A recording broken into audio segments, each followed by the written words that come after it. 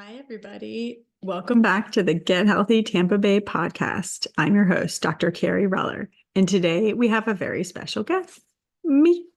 So I thought I would do a little overview of the Mediterranean diet or pattern of eating because I find it important and it's one of my highly recommended diets or patterns of eating to my patients.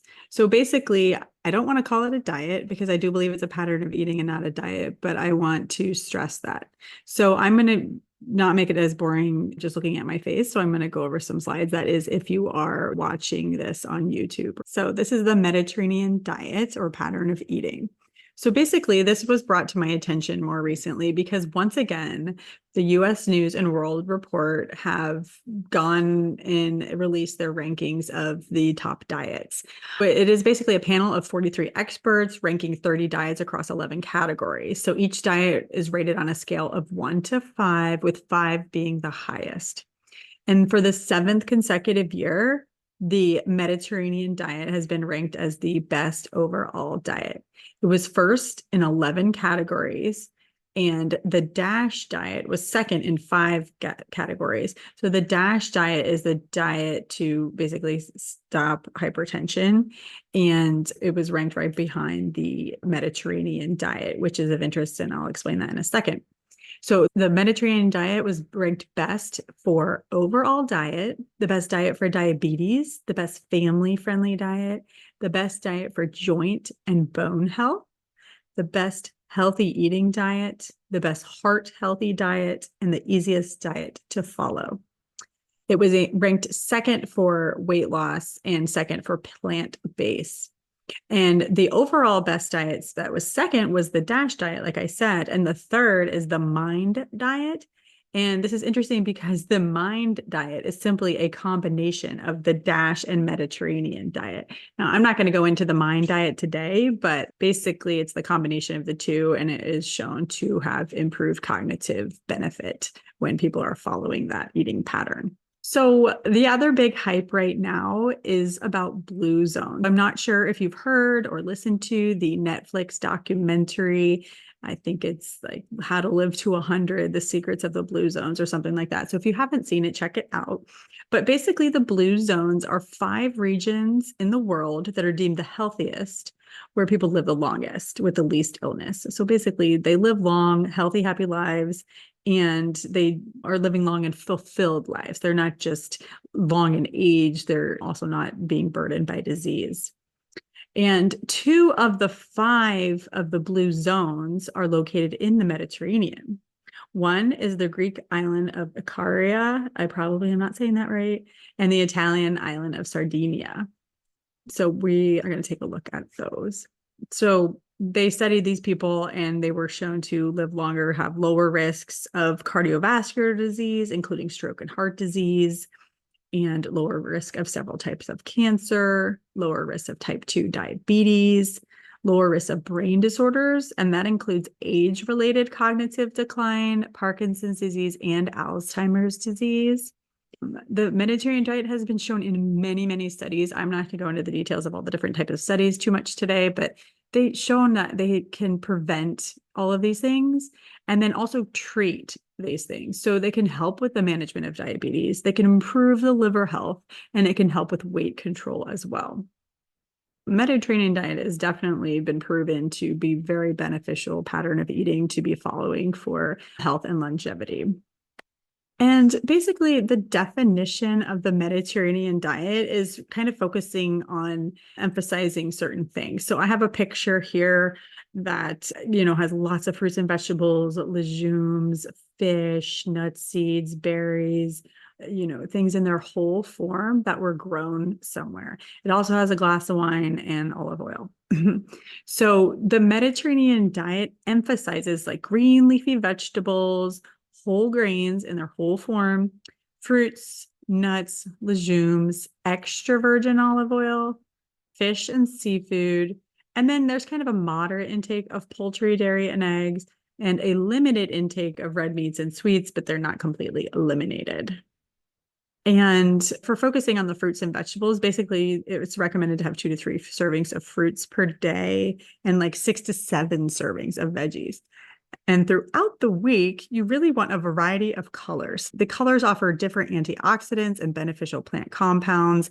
If you can go back to last year's episode on antioxidants, you can learn all about the different ones there and how they can benefit us. But that's what mostly this diet is. It's basically also an anti-inflammatory diet, though not described in that manner by the studies at US News and World Report. Vegetables can be cooked or raw. Preferably, if you're going to cook them, maybe you roast them with a little extra virgin olive oil. And I'm really going to go into detail on that later. Typically, they do eat potatoes with the skin because it has more of the fiber and nutrients, and not usually more than 3 times a week. And they're eating the whole potato. They're not cutting it up, taking the skin off, frying it like we do in the standard American diet. So you're going to get a lot more benefit from that. And then they really do stress garlic and onions, and sometimes even tomatoes, which is often used in a lot of Mediterranean dishes in something called sofrita or sofrito. And it's a base of a lot of different dishes. Unfortunately for me, garlic and onions bother me. So I typically avoid those as much as I can. Maybe not garlic as much as the onions, but they're known to be very beneficial. And when cooked with extra virgin olive oil, there's even more benefit with all the different polyphenols. And then we talk about whole grains in this Mediterranean diet. So when we talk about whole grains, it means that they're in their natural whole form. They're not refined, they're not broken down. You got the whole seed in there. And honestly, we often are focusing on breads that are whole wheat, whole grain, not multi-grain, because that's when part of that will be thrown in there with white flour or something more refined. And sometimes sourdough is often recommended because it is the fermentation process can be very beneficial and healthy. So sourdough bread is a more common staple in the Mediterranean diet. And instead of eating the bread with butter, you're often eating it with extra virgin olive oil and maybe with some spices and herbs. And that has shown to be much more beneficial. Of course, they are also limiting the portion sizes of all of these things to very small amounts, especially when we talk about that pasta is on the Mediterranean diet plan.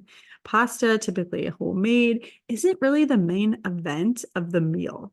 It's typically in a smaller portion. It's just like a side item, and it's just not the whole part of the meal, and they eat a lot less than what we might see in a standard American diet.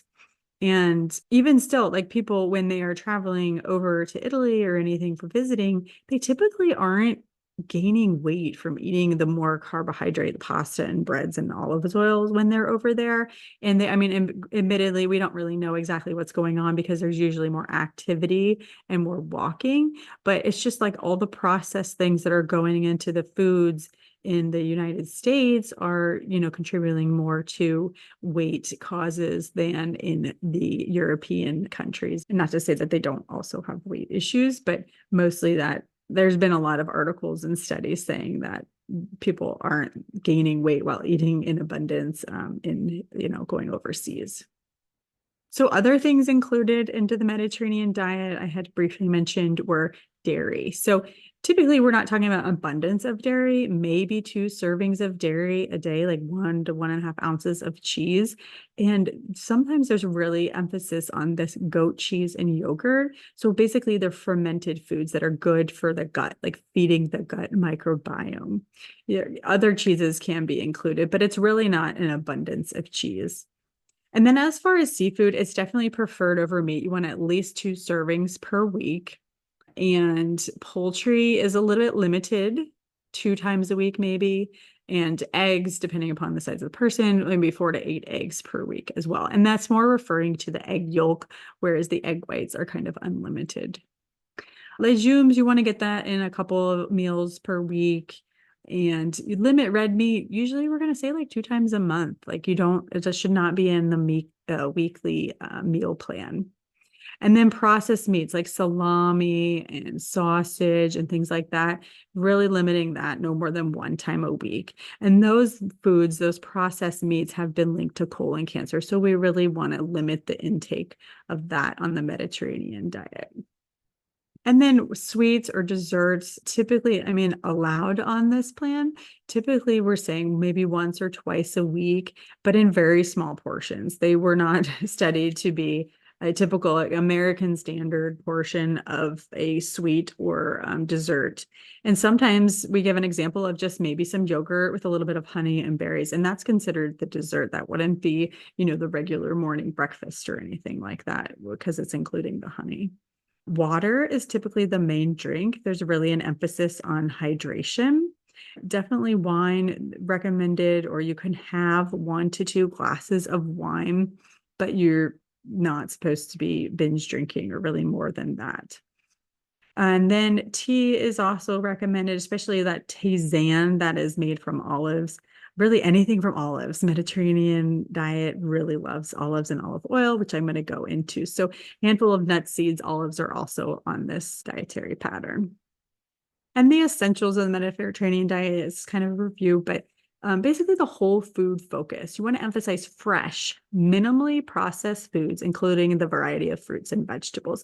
The variety gets that whole color rainbow, talking about all those antioxidants that I was referring to previously, and then minimally processed foods. So there's actually I don't want to say a guideline, but a scale of processed foods called the NOVA classification score, developed out of Brazil, and it rates the amount of processing a food undergoes.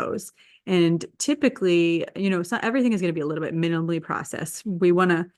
It's okay to include that, but it's things that is more processed than that. So minimally processed just might be meaning that there's salt on a meat to preserve it, or something is canned good, or it's frozen for shipping and to store things for a longer period of time. But we're wanting to eliminate those ultra processed foods. So those foods that you look at the back of the package and you cannot understand any of the labels or the words that are used on there. You really want to limit those ultra processed foods. So it would help to read labels. But so basically whole food focus and whole grains in their, natural form. A heart healthy fat. So I'm going to still go very deep into the olive oil, but it's the primary source of fat in this diet. Also nuts and seeds, but mostly the olive oil, because you're limiting that red meat that may have, more saturated fat. So when we talk about the heart healthy fats, we're talking about the omega-3 fats and the unsaturated fats. So the protein sources on this diet include the legumes, like beans and things like that, and then fish, poultry, and the limited red meat. Eggs should be on there too. Whole grains and fiber, really focusing on those whole grains, and it's important to have good fiber intake for good gut health and feeding that gut microbiome. Dairy and eggs, I guess the egg should be on there too, but anyway, a moderate consumption of dairy products and eggs is on this plan, but not, to an abundance. You can't have the unlimited cheese. And then, like I said earlier, the hydration is very important, and moderate wine consumption. And then I already said this, but limiting processed foods and really reducing sugars and unhealthy fats, definitely avoiding that trans-saturated fat that is really only found in like processed foods, things cooked at very high temperatures with like partially hydrogenated oils and the baked goods sometimes. So we want to reduce all of that and read our labels so we know what we're taking into our bodies. So more on extra virgin olive oil. So there are some myths out there that says you really can't cook with extra virgin olive oil because of the heat, like getting to the higher heat thing may produce that trans fat and kind of reduce the good antioxidants effects of the olive oil. But that's really not true, because those antioxidants have to be really cooked over a very long time at that high heat, where, they do start to decline, but it's got to be a relatively long time before we lose most of that antioxidant effect with home cooking. So it is okay to be cooking with extra virgin olive oil, and you should. They are mono unsaturated fats, and they are stable. They're not creating that polarity that happens when you're heating the oils that causes problems. So the extra virgin olive oil with vegetables increases your body's uptake of all the antioxidants present in the vegetables and the oil. So one of my favorite things is to get the whole tray of vegetables out that I'm going to be cooking that night. Maybe it's broccoli, maybe it's cauliflower, maybe it's carrots, maybe it's all three, maybe it's green beans or asparagus or anything, but drizzling it all in olive oil. And then I do put a lot of like pepper and then some salt as well. And that really helps the body uptake the antioxidants present in the veggies and in the oil at the same time. And those vegetables are delicious raw with that olive oil or cooked. So if you've tried like plain vegetables and then added that olive oil, oh my gosh, it is to die for. It's delicious. There are definitely a lot of studies that have shown how good extra virgin olive oil is. One is the PREDIMED study. It was a primary prevention of cardiovascular disease with a Mediterranean diet. Basically, it had three groups. One was a control group on the Mediterranean diet, and one was on the Mediterranean diet supplemented with extra virgin olive oil, and the other one was on a low-fat diet. They were followed for 5 years. It was about 7,000 people who started with high coronary cardiovascular risk. And then they showed that for every 10 grams of extra virgin olive oil consumed in that study, that the cardiovascular risk dropped by 10%. That is amazing. And then those consuming the most extra virgin olive oil had a 35% lower atherosclerotic cardiovascular disease risk. So 35% reduction just from including the extra virgin olive oil over the walnut study, over the low-fat diet. Start using that extra virgin olive oil, guys. Okay, so what is interesting about the extra virgin olive oil also is that it's only one of two common oils to come from a fruit, and the other is avocado oil. It's basically just juice squeezed from fresh olives. And avocado oil is also very good if you want to use that. It is a little more expensive, but it's worth trying if you haven't tried it before. And it's also known to be able to tolerate that higher heat of cooking too. So you couldn't also try avocado oil, but it is not listed in the Mediterranean diet.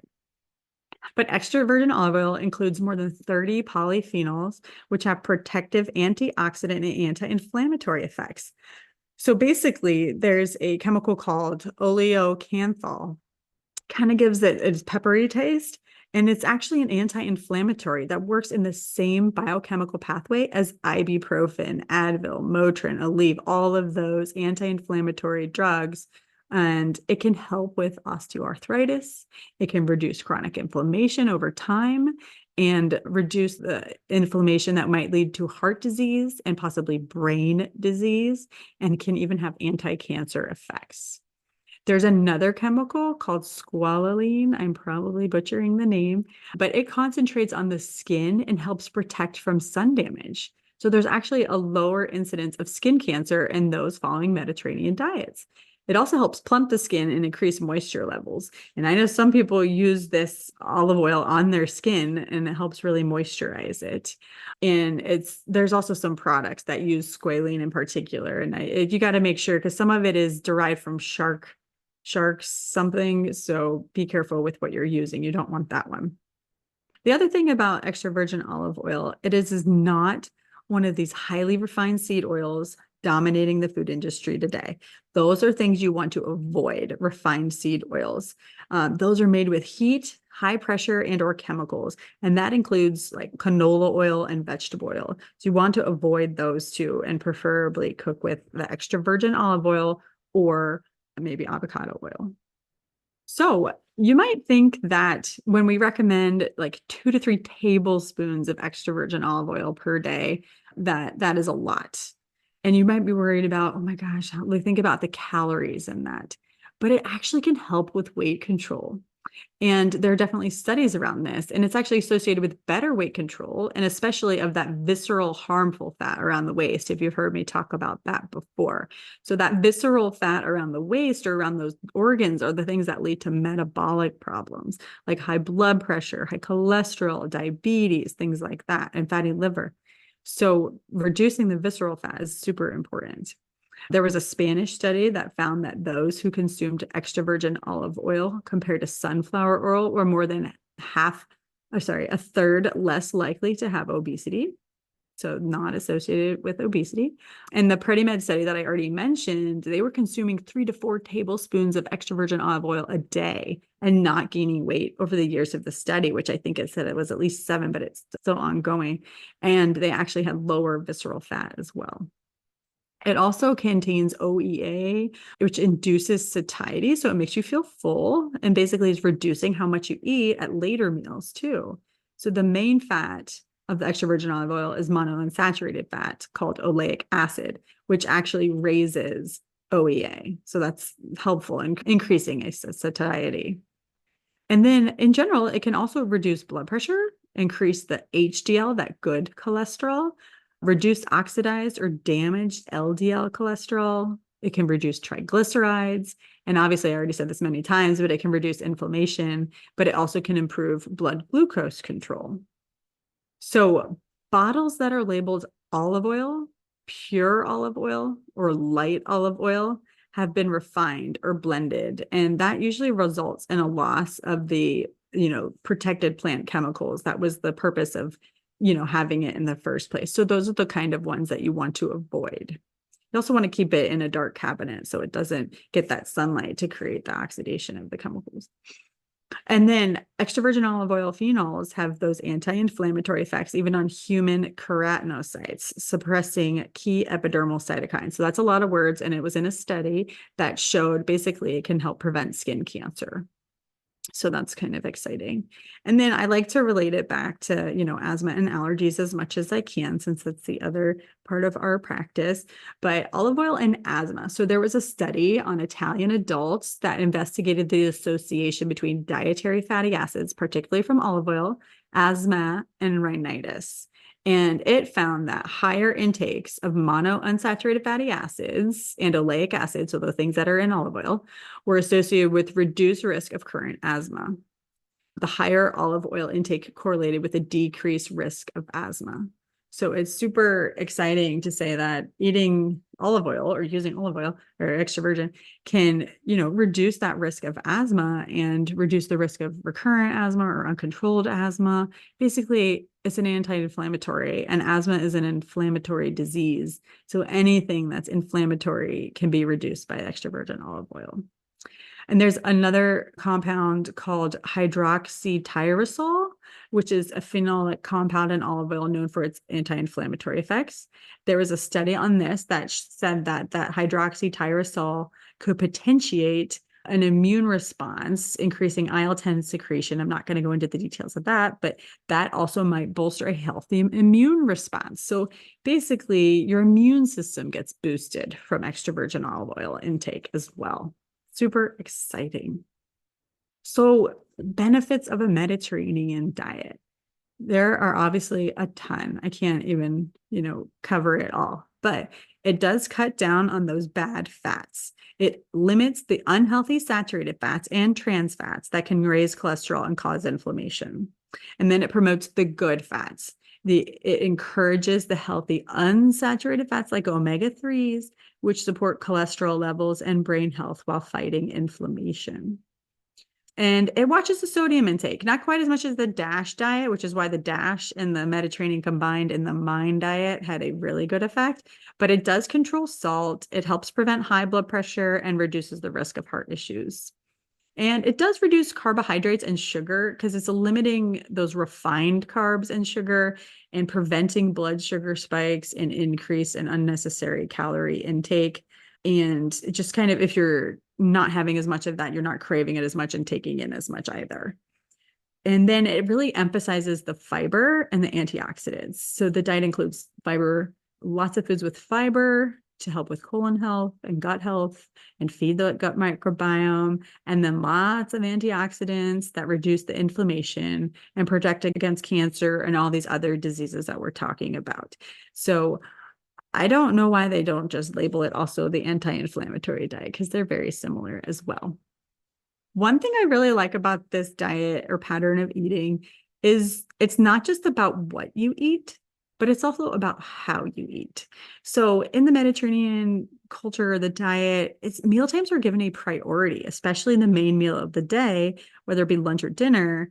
And it's just, you're focusing on that meal and the enjoyment of it. You want to sit together to eat. You want to cook the meal together. You want to use local foods and those in season with lots of spices and herbs, using traditional cooking techniques and nothing new that would, create or involve trans fats or any chemicals. You, like I said, sitting together to eat, enjoying a glass or two of wine, usually only with the meals and not to excess. You want to eat slow, chat with others, enjoy the food, be mindful of what you're eating, allow time for your stomach to begin to empty and to digest. So it's not just about what you're eating, but it's how you're eating. You make it a purposeful meal with mindfulness and paying attention to what you're eating. And these are other things that we're seeing in those blue zones. Not only do they eat like healthier things and we're moving a lot more, because some of them were living in a neighborhood with a hill or something, so they got a lot more exercise, but they also were really, having that community, that family, and enjoying each other, laughing, talking about their day and really spending time with one another. So, and it's not just eating the foods, it's the community, which also makes for a really healthy environment and a good thing for longevity. So there's some myths about the Mediterranean diet I want to try to dispel. I had ChatGPT give me a bunch of myths about the diet to see if I could figure out what you guys might be thinking. So the Mediterranean diet is too expensive. Not really true, especially if you are limiting those processed foods, you're shopping the perimeter of the grocery store, you're getting whole foods, lots of fresh things, and preferably in season, shopping locally. I think some of the limitations are saying that fish and seafood are more expensive, but like you can find a local market or another distributor that has it more affordable. So it's possible. And then if you're limiting all the other foods that you don't actually need, then that is helpful as well, because you're not going to be buying those either. There's another myth. It's all about pasta and bread. Well, clearly that is not the case. They're focusing on whole grains, and the pasta, like I said previously, is not the main dish. They may use the bread in dipping it in olive oil, but they're not dipping it in, trans fat butter or margarine or anything like that, or saturated fat butter. So that is another benefit. It's not really all about that. It's more about the vegetables and fruits and seafood and, sort of plant forward. And another myth, you can eat as much as you want. No diet out there can you eat as much as you want. You can overeat healthy food too. There's still portion control. There's still mindfulness. One of the blue zones, Okinawa, Japan, I always like to say this one to my weight management patients, but their thing is hachibunmi. I know I said it wrong, but it means like eating until you're 80% full and not overeating. So clearly they are living to past 100 by eating till they're 80% full, and they're clearly not eating as much as they want. So no diet ever or pattern of eating can you eat as much as you want and stay healthy. Okay. The Mediterranean diet is only for weight loss. No, of course not.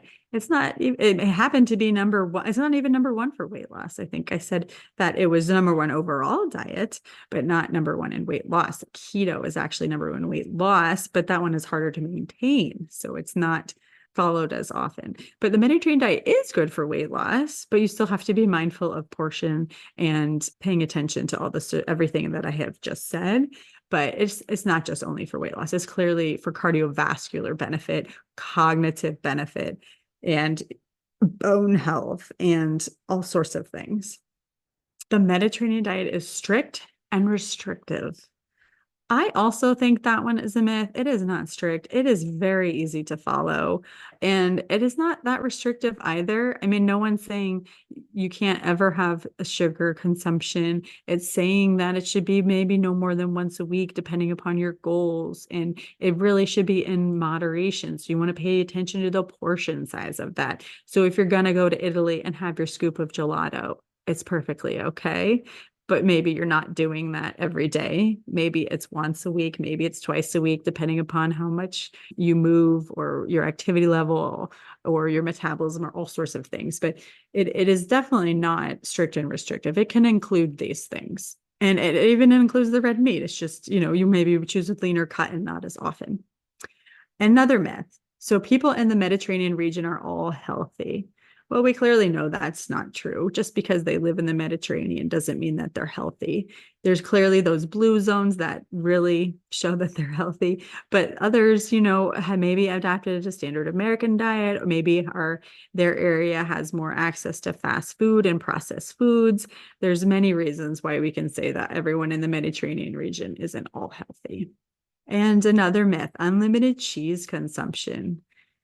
Definitely can't eat all the cheese you want in the world and be healthy. You can eat cheese in a fair amount that's really recommended, no more than 1 or 2 serves a day.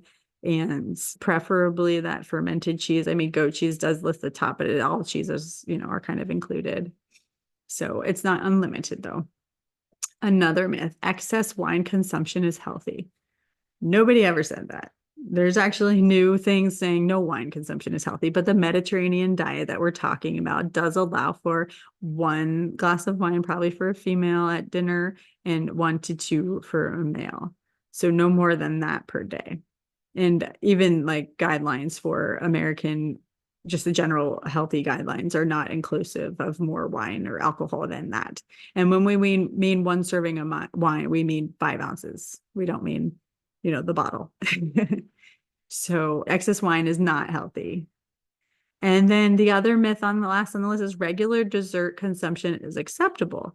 And I don't want to say it's not, but what does regular mean to you, right? Is regular once a week? Is regular every meal? Is regular every lunch and dinner? Is regular every day? I mean, you really have to define what regular is, but I would say if regular is once a week, yeah, sure, it's acceptable. But are we talking about, a giant bowl of ice cream, or are we talking about, a half a cup of it? Or are we talking about adding some honey to the yogurt with berries? Depending upon what you're eating or what you're choosing may flex that standard, I guess. But regular dessert consumption is acceptable, but you have to define what regular is.